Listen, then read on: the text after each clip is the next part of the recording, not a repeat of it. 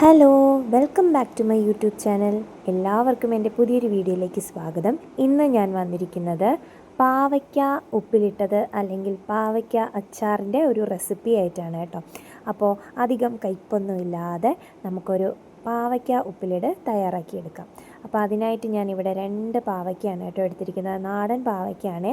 അതിതാ ഈ ഒരു സൈസിൽ കുരുവൊക്കെ കളഞ്ഞ് മുറിച്ച് വെച്ചിട്ടുണ്ട്. അതുപോലെ ഉണ്ടമുളക് ഒരു 4-5 എണ്ണം ഇതുപോലെ കട്ട് ചെയ്ത് വെച്ചിട്ടുണ്ട്. ഈ വലുപ്പത്തിനാണ് ഞാൻ പാവയ്ക്ക കട്ട് ചെയ്ത് വെച്ചിരിക്കുന്നത്. ഇനി നമുക്ക് അടുപ്പത്തേക്ക് ഒരു പാൻ വെച്ച് കൊടുക്കാം.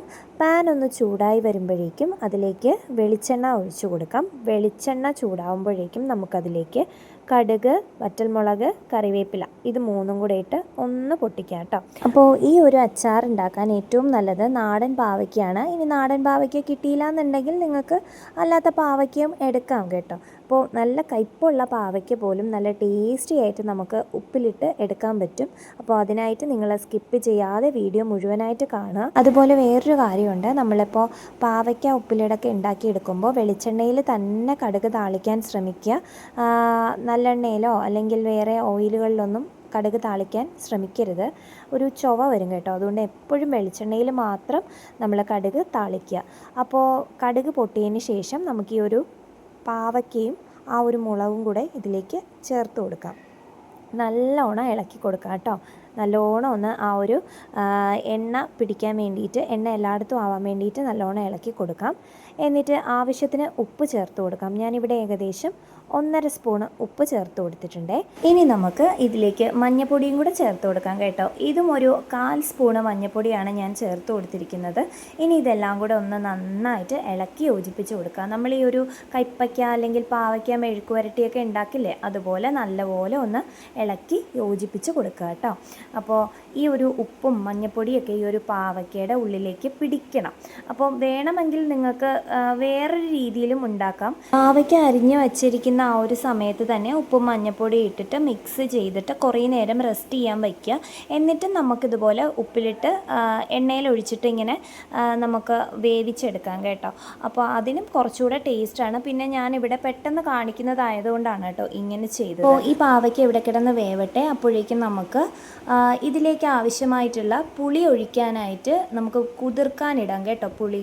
അപ്പോൾ ഞാനിവിടെ ഒരു 1/4 ഗ്ലാസ് വെള്ളത്തിൽ ഒരു നെല്ലിക്ക വലുപ്പത്തിൽ പുളി ഇട്ട് കൊടുക്കുവാണ് കേട്ടോ. കുതിർക്കാൻ വേണ്ടിയിട്ട് ഇട്ട് കൊടുക്കുവാണേ. നമുക്ക് വേണമെങ്കിൽ ഇതിന് പകരമായിട്ട് നാരങ്ങയുടെ പുളിയും ചേർത്ത് കൊടുക്കാം കേട്ടോ. പിന്നെ ഏറ്റവും ടേസ്റ്റ് എന്ന് പറയുന്നത് ഈ ഒരു വാളൻപുളി ചേർത്ത് കൊടുക്കുന്നത് തന്നെയാണ്. പാവയ്ക്കൊക്കെ എപ്പോഴും ചേരുന്നത് വാളൻപുളിയാണ്. അതുകൊണ്ടാണ് ഞാനിവിടെ വാളൻപുളി ഇടുന്നത് കേട്ടോ. അപ്പോൾ അതാ കുതിർക്കാൻ ഇട്ട് വെച്ചിട്ടുണ്ട്. ഒരു 10-15 മിനിറ്റിന് ശേഷം നമുക്ക് ഈ ഒരു കുതിർത്ത് വെച്ചിരിക്കുന്ന ആ ഒരു പുളി ഇതിലേക്ക് കൊത്തോടുകൂടി ചേർത്ത് കൊടുക്കാം കേട്ടോ. പുളി വാങ്ങിച്ചപ്പോൾ എനിക്കൊരു മിസ്റ്റേക്ക് പറ്റിയായിരുന്നേ. കുരുവില്ലാത്ത പുളിയാന്ന് വിചാരിച്ചിട്ടാണ് വാങ്ങിച്ചത്. പക്ഷേ അതിൽ കുരു ഉണ്ടായിരുന്നു കേട്ടോ. അപ്പോൾ ഞാൻ കുരുവൊക്കെ എടുത്ത് കളഞ്ഞിട്ട് ആ ഒരു കൊത്തോടു കൂടി ഞാൻ ഇതിലേക്ക് ഇട്ട് കൊടുക്കുവാണേ. ആ കൊത്തോടു കൂടി ഇട്ട് കൊടുക്കുന്നതിനൊരു കാരണമുണ്ട്. ഇത് തിളച്ച് വരുമ്പോഴേക്കും ആ ഒരു കൊത്തിലെ പുളിരസം കൂടെ ആ ഒരു പാവയ്ക്കയുടെ ഉള്ളിലേക്ക് ഇറങ്ങി ചെല്ലാനാണ് അങ്ങനെ ചെയ്യുന്നത് കേട്ടോ. അപ്പോൾ കൊത്തെടുത്ത് കളയരുത്, കൊത്തോടു കൂടി തന്നെ ഇടുക. അപ്പോൾ ഇതൊന്ന് തിളച്ച് പുളിരസം ഒക്കെ ഒന്ന് തിളച്ച് വരുമ്പോഴേക്കും നമുക്കിതിൽ ആവശ്യത്തിന് മുളക് പൊടി ഇട്ട് കൊടുക്കാം. ഞാനിവിടെ ഏകദേശം 1.5 സ്പൂൺ മുളക് പൊടിയാണ് ഇട്ട് കൊടുത്തിരിക്കുന്നത്. അത്യാവശ്യം എരിവുള്ള മുളക് പൊടി തന്നെയാണ് കേട്ടോ. അപ്പോൾ 1.5 സ്പൂൺ മുളക് പൊടി ഇട്ട് കൊടുത്തതിന് ശേഷം നല്ലോണം ഒന്ന് മിക്സ് ചെയ്ത് ഇളക്കി കൊടുക്കുക. നല്ലോണം ഒന്ന് തിളപ്പിക്കുക. അതിനുശേഷം നമ്മൾ രണ്ടാമതായിട്ട് ചേർത്ത് കൊടുക്കുന്നത് കായപ്പൊടിയാണ് കേട്ടോ. അപ്പം നല്ല രീതിയിൽ കായപ്പൊടിയും കൂടെ ചേർത്ത് കൊടുക്കുക. കായപ്പൊടിയും കൂടെ ചേർത്ത് നല്ലോണം ഒന്ന് ഇളക്കി മിക്സ് ചെയ്ത് യോജിപ്പിച്ച് കൊടുക്കുക. അതിനുശേഷം നമ്മൾ അടുത്തതായിട്ട് ചേർക്കുന്നത് ഉലുവാപ്പൊടിയാണ് കേട്ടോ. അപ്പോൾ ഉലുവാപ്പൊടിയും ആവശ്യാനുസരണം നമുക്ക് ചേർത്ത് കൊടുക്കാം. ഒരു ഉപ്പിലിട്ട് തയ്യാറാക്കുമ്പോൾ കായപ്പൊടി, ഉലുവാപ്പൊടി ഇവ രണ്ടും മറന്നു പോകാനേ പാടില്ല. അപ്പോൾ അത് കൃത്യമായിട്ടും നിങ്ങൾ ആ ഒരു പാകത്തിന് ചേർക്കുക തന്നെ വേണം. അപ്പോൾ ആ ഉലുവാപ്പൊടിയും കൂടെ ഞാൻ ഇട്ട് കൊടുത്തിട്ടുണ്ട്. അപ്പോൾ നല്ലോണം ഒന്ന് ഇളക്കി യോജിപ്പിക്കുക കേട്ടോ. അപ്പം ഇത് നല്ലോണം ഒന്ന് തിളച്ച് വരട്ടെ. ഇപ്പോൾ തന്നെ ഏകദേശം നല്ല തിളച്ച് കുറുകി വന്നിട്ടുണ്ട്. ഇനി നമുക്ക് ചേർത്ത് കൊടുക്കാനുള്ളത് ശർക്കരയാണ് കേട്ടോ. അപ്പോൾ പൊടിച്ച ശർക്കരയാണെങ്കിൽ അങ്ങനെ, അല്ലെങ്കിൽ അല്ലാത്ത നമ്മൾ ഈ വെല്ലം കിട്ടുമല്ലോ, ശർക്കര വെല്ലം, അപ്പോൾ അതായിരുന്നാലും മതിയാവും കേട്ടോ. അപ്പോൾ ഈ ഒരു പുളിപ്പും ആ ഒരു കയ്പിൻ്റെ ആ ഒരു സ്വാദും പുളിപ്പും മധുരവും എരിവും കൂടെ ഒരു നല്ല ടേസ്റ്റ് ആയിരിക്കും കേട്ടോ. അപ്പോൾ ഇതാ ശർക്കരയും കൂടെ ചേർത്ത് കഴിഞ്ഞ് ഒന്നുകൂടെ ഒന്ന് തിളപ്പിച്ച് കഴിഞ്ഞാൽ നമ്മുടെ പാവയ്ക്ക ഉപ്പിലിട്ട് ഇവിടെ റെഡിയായി കഴിയും. അപ്പോൾ ഞാനിവിടെ ഒരു ചെറിയ കഷ്ണം ശർക്കരയാണ് കേട്ടോ ചേർക്കുന്നത്, ഒത്തിരിയൊന്നും ചേർക്കുന്നില്ല. ഒരു ചെറിയ കഷ്ണം ശർക്കര മാത്രമാണ് ഇതിലേക്ക് ചേർത്ത് കൊടുക്കുന്നത്. കണ്ടില്ലേ, ഞാൻ ചേർത്തതിൻ്റെ അളവ് മനസ്സിലായല്ലോ. അപ്പോൾ ഇത്രയാണ് ചേർത്ത് കൊടുത്തിരിക്കുന്നത്, പൊടിച്ച ശർക്കര അല്ല കേട്ടോ. ഇത് നല്ലോണം ഒന്ന് അലിഞ്ഞിറങ്ങും.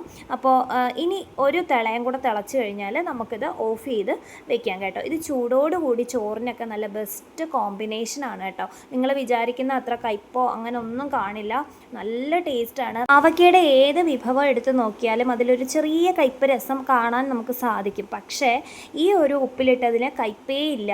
ആ കയ്പ് ഉണ്ടെങ്കിൽ തന്നെ അതൊരു സ്വാദായി നമുക്ക് മാറ്റാൻ പറ്റും. അപ്പോൾ നിങ്ങൾ ഇതൊന്ന് ട്രൈ ചെയ്ത് നോക്കണം. ഇത് അറിഞ്ഞുകൂടാത്ത ആൾക്കാരാണ് ഇത് കഴിക്കുന്നുണ്ടെങ്കിലേ അവർ പറയും ഇത് പാവയ്ക്കാണോ എന്ന് അത്ഭുതത്തോടു കൂടി ചോദിക്കും. അത്രയ്ക്ക് ടേസ്റ്റാണ് കേട്ടോ. പാവയ്ക്കയ്ക്ക് സ്വാഭാവികമായിട്ടൊരു കയ്പുണ്ടല്ലോ, അതൊന്നും ഇതിൽ കാണില്ല. അപ്പോൾ തീർച്ചയായിട്ടും നിങ്ങളിതൊന്ന് ട്രൈ ചെയ്ത് നോക്കുക. അപ്പോൾ എൻ്റെ വീഡിയോ ഇഷ്ടപ്പെട്ടെങ്കിൽ ലൈക്ക് ചെയ്യുക, ഷെയർ ചെയ്യുക, സബ്സ്ക്രൈബ് ചെയ്ത് എന്നെ ഒന്ന് സപ്പോർട്ട് ചെയ്യുക. നിങ്ങളുടെ വിലയേറിയ അഭിപ്രായങ്ങളും നിർദ്ദേശങ്ങളും കമൻറ്റ് ബോക്സിൽ രേഖപ്പെടുത്താൻ മറക്കരുത്. അപ്പോൾ മറ്റൊരു നല്ല വിഭവമായിട്ട് കാണാം. അതുവരേക്കും ബായ്.